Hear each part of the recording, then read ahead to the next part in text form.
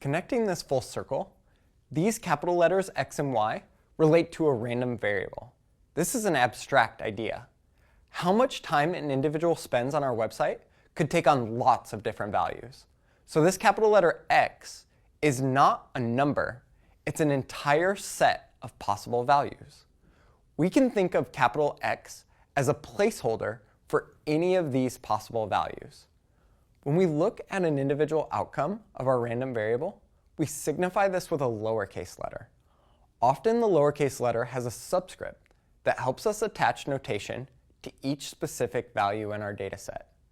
For this dataset, we would say the amount of time an individual spends on our site is provided by an amount, which we would notate with a capital X.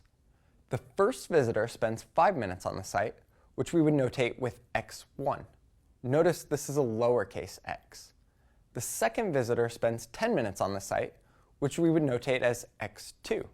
Again, since this is an observed value, this is a lowercase x.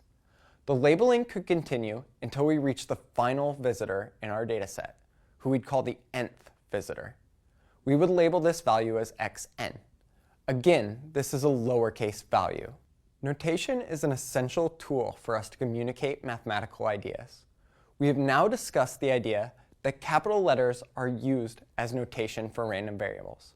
When we observe a particular value of the random variable, we use a lowercase letter with a subscript that signifies the specific value of the random variable we are considering. Notation can be tricky. Before we dive deeper, check your understanding.